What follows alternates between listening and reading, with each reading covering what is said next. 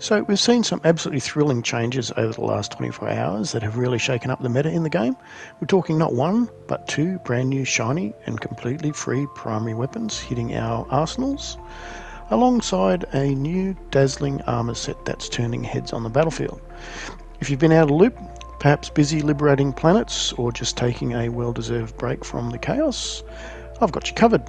I've personally taken these new additions for a spin across all the factions, Terminids, Automatons and Illuminates to bring you an in-depth analysis, so buckle up, let's dive into the nitty-gritty of these updates. So what's the scoop with all these exciting updates? Let's break it down. Arrowhead has been on a listening tour gathering player feedback through surveys, and what they've heard loud and clear is that you, the community, are hungry for more crossover events, and they've delivered in a big way by integrating elements from the beloved FPS Killzone right into the heart of Helldivers II. We're not just talking about a few skins, this includes a whole array of new weapons, support items, and some absolutely stunning armour sets that pay homage to Killzone's iconic style. But here's where it gets interesting.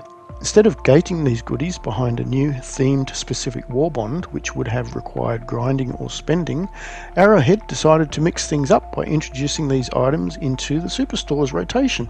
This was meant to offer a fresh and dynamic way to engage with the game's content. However, this strategy didn't come without its own set of challenges. The community quickly responded with concerns about the fear of missing out, as the rotation system implied that these new items might not be available again for an unnamed period. This feedback was swift and clear, leading to some initial backlash. In true Arrowhead fashion, they've listened and acted. Responding directly to these concerns, they've made a pivot which is nothing short of community-centric. They've released the second wave of these crossover items for free. This move not only mitigates the FOMO, but also underscores Arrowhead's commitment to not just hearing, but truly listening to their player base. It's a powerful reminder of how player feedback can shape the game's evolution, making sure that everyone can enjoy the new content without the urgency of the ticking clock. So, with that context, let's delve into the specifics of what this update brings to the table and how it changes the way we'll be playing Helldivers 2. Stay tuned as we unpack each new item, its mechanics, and its impact on the different factions. Okay, so let's talk about the new armour, the AC2 Obedient. With its acclimated armour passive, it is a lifesaver in scenarios where your team is throwing around gas, napalm or electrical attacks, significantly reducing friendly fire mishaps. It's not just about team synergy, this armour also stands up well against enemy types like Hulks with fire damage, Biotitans with acid, and Harvesters with electricity. Plus, can we talk about the design? It's arguably one of the coolest light armour sets in the game right now, in my opinion. Next up, we've got the STA-11 SMG. This bad boy is reminiscent of the MP98 Knight SMG, but with its own twist. It shares similar damage output and ammo capacity, but plays differently due to its fire rate and recoil balance. The STA-11 has a tad slower fire rate, but compensates with a lower recoil, making it a bit more user-friendly for those quick engagements. Against the Terminids, this SMG shines with the smaller, less armoured foes like Hunters, Warriors and even Alpha Commanders. However, when facing the beefier units, you'll need to switch to support weapons or team up. It's a solid choice for clearing out the chaff, but lacks the punch for bigger bugs. With the Automaton, the STA-11's one-handed capability becomes an asset, especially with a shield.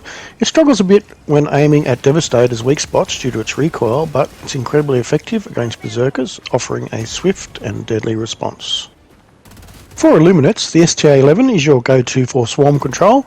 It's got the ammo to deal with the hordes, but it falls short against tougher enemies like Overseers, where precision and power are more critical.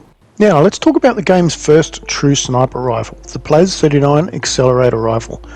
On paper, it's a medium armour penetrating weapon with a hefty 350 damage per explosive shot, but there's a catch. It fires in 3-shot bursts with no option to switch to single fire. However, it's got minimal recoil and a decent fire rate, making it a unique beast in the Helldivers II arsenal. Against the Terminids, the Plaz 39 is a mixed bag. It one-bursts small enemies like Hunters and Warriors, but even bigger foes like Alpha Commanders and Hive Guards need just a couple of bursts, which is impressive. However, ammo becomes a concern, as you can't carry enough to handle all the encounters in a single mission, especially against the less armoured Terminids. It's not the best choice for this faction unless you're focusing on precision shots on critical enemies. The Plas 39 shines a bit less here against the Illuminates. It's not great for the zombie hordes due to its small explosion radius. Against scout drones, you need to be very careful not to trigger reinforcements. With Overseers, it's a surprise that it requires multiple bursts unless you're dead on with all shots in the head. However, it performs admirably against Harvesters, quickly dismantling their defences. Now, the Plas 39 versus automatons. This is where the Plas 39 truly finds its home. Against automatons, if you can hit it, you can shred it. Troopers go down in one hit, gunships with 2 bursts on the engine, Devastators with 2 regardless of where you hit it, and even the heavy variants. Shields are no match for this rifle. For Hulks and Berserkers, it's devastatingly effective, and even large units like Striders fall with just 1 well-placed burst. This rifle might just be one of the top 3 primary weapons for this faction. And that, my fellow Helldivers, wraps up our extensive review of the latest update for Helldivers 2. We've taken a comprehensive look at some truly exceptional new gear that has hit the battlefield. From the strategic gem that is the AC2 Obedient Armour set, ideal for those team-based engagements where every team member's survival counts, to the versatile STA-11 submachine gun, which brings a new level of agility and firepower to close quarters combat. And finally, the game-changing Plas 39 accelerator rifle, which introduces a whole new dimension to sniper tactics. Arrowhead's game has once again proven they are in tune with their community, adapting their content release strategy in response to the valuable feedback from players.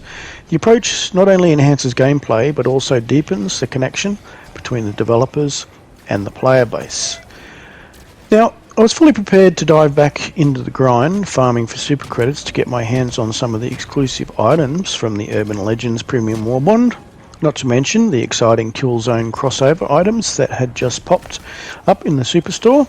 The anticipation was real. There was this sense of urgency to secure these items before they vanish from rotation. But here's a twist, that urgency has vanished. And it's all thanks to Arrowhead's brilliant decision to release these new items for free. This move wasn't just a knee-jerk reaction to community backlash. It was a well thought out response to the surveys and feedback they've been gathering from us, the players. This change in strategy has effectively removed the stress of having to rush or miss out, allowing us to enjoy the game at our own pace. It's a testament to how listening and adaptation can create a gaming environment that feels more inclusive and less like a race against time. Arrowhead's decision to go this route demonstrates a level of care and respect for the community that is truly commendable. It fosters a sense of goodwill and loyalty, reminding us why we fell in love with Helldivers 2 in the first place. The community, the challenge, and now the compassionate approach to game development. So a standing ovation to Arrowhead for this thoughtful and player-centric pivot in their content strategy. It's clear they understand what makes Helldivers 2 special. It's not just about epic battles or the gear, it's about the people who play and how they feel about the experience. Before we conclude, I'd love to hear from you, the Helldivers out there. Which of these new items are you going to get or test out? Thanks for watching Helldivers. Keep those planets free, and I'll catch you all in the next one. Bye bye for now.